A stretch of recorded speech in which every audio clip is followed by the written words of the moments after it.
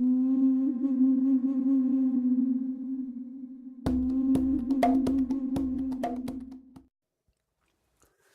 been away from work for a couple weeks. I had some time on my hands. I found a YouTube channel, Belange P, that has some really interesting material and some insightful viewpoints. He's a gold bug, but definitely not the kind of guy who seems to have his entire net worth in gold coins stored in a bunker. His Sleep Easy portfolio video especially captured my attention because it analyzes the role that precious metals can play in a balanced portfolio. I don't have any physical gold currently, and only indirect exposure through some mining stocks in the indices. For a 35-year time frame, which includes the huge early 1980s bull market in metals, he shows that adding about a 25% gold allocation to either a bond or stock portfolio maintains a relatively high rate of return while significantly reducing the volatility. This certainly got my attention because who wouldn't want a free risk reducer? So the purpose of this video is to ask if gold has a place in a balanced financial portfolio. I'm going to compare the Dow Jones Index to 30-year treasuries and then to a couple rebalanced composite portfolios. The portfolios are definitely geared toward 401k in the sense that I don't worry about taxes. Those are all deferred, and I just assume I'll deal with those later. I rebalance the portfolios annually. The first portfolio is going to be 60% equities, 40% bonds. The second is 50% equities, 30% bonds, and 20% gold. So I start my analysis in September of 1987, just before the big stock crash. This is because I couldn't get a hold of any older data for some of these indices.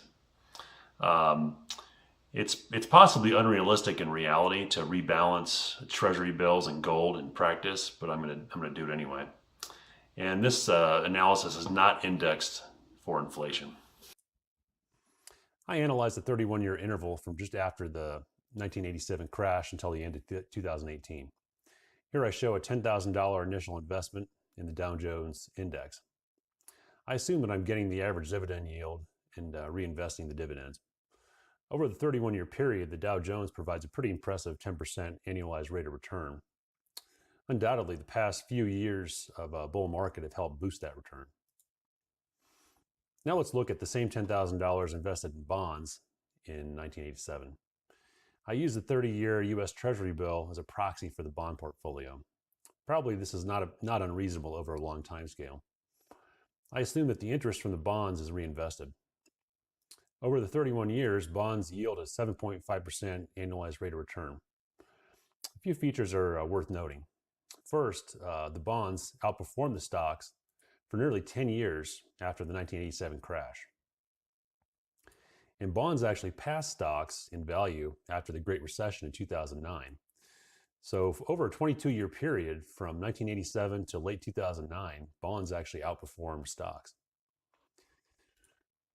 Since 2016, however, stocks have been in a bear market, and the relative value gap between stocks and bonds hasn't been this high since the tech bubble of the late 1990s.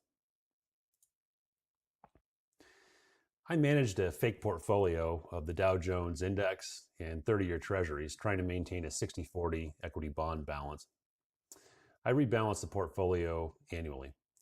Over the 31-year period, the balanced portfolio earns a very respectable 9.4%, which is only 0.6% lower than a pure stock investment. And the gray curve, the balanced portfolio, is certainly less volatile than stocks or bonds alone. Like during the Great Recession, the balanced portfolio held up very well. And that was important if you needed to liquidate the assets during the recession. In the present day, the bonds are dragging down the balanced portfolio, but the balanced portfolio is still much closer to the value of the stock investment than to the bonds. That's important if you were planning on retiring today. Now let's bring gold into the discussion. A $10,000 investment in gold made in September of 1987 has only provided a 4.3% annual return over this 31-year period. I created another portfolio of 50% Dow Jones, 30% 30-year treasuries, 20% gold, and I rebalance it annually. By inspection, this portfolio has a low volatility, but it only provides a 7% annual return. So how did I come to a different conclusion about gold than Belange P? The huge difference is that Belange P's data went back to 1970, so he captures the early 1980s bull market in metals, where I did not. The peaks in gold are about 30 years apart, as you can see here. That can be a problem because most people accumulate the bulk of their retirement investments over about a 20-year period in their 40s and 50s when they're working and earning. So if you have to wait 30 years between bull markets in gold, that could be disappointing. If you think that history repeats and markets revert to the mean, then let's play some history. In 1999, the gap between stock and bond prices was huge. At the end of 2018, the gap is similarly huge. So a reversion to the mean would see stocks lag and bonds rally. So if we project history forward from now to about 2035, about the time that I will retire, it looks like bonds will rally relative to stocks. I guess this is probably the most common mainstream interpretation. Aging demographics are going to cause global growth to slow, which will depress stock prices for at least a decade. In times like that, a 30-year bond yielding 3% might not seem like a bad deal relative to stocks, and this will drive up the bond prices. Or maybe you prefer the chaos scenario. Let's take the most recent bull market in metals from 2002 to 2010 and project it forward to 2026. Now, while the all-gold portfolio doesn't catch the all-stock portfolio over the 40-year period, anyone investing in gold in 2018 would do very well over the next decade, with gold increasing, by a factor of 6 or more in value. As for what precipitates the chaos scenario, your guess is as good as mine. And there's lots of conspiracy theories, but I don't know which one, if any, will come true, but the world doesn't feel very stable right now.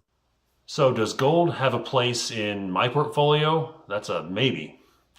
When you include the data all the way out to 1970, it definitely kind of cherry picks the huge early 1980s bull market when you look at it over a longer period. A balanced gold portfolio from 1987 to the present was actually a big loser relative to either stocks or bonds.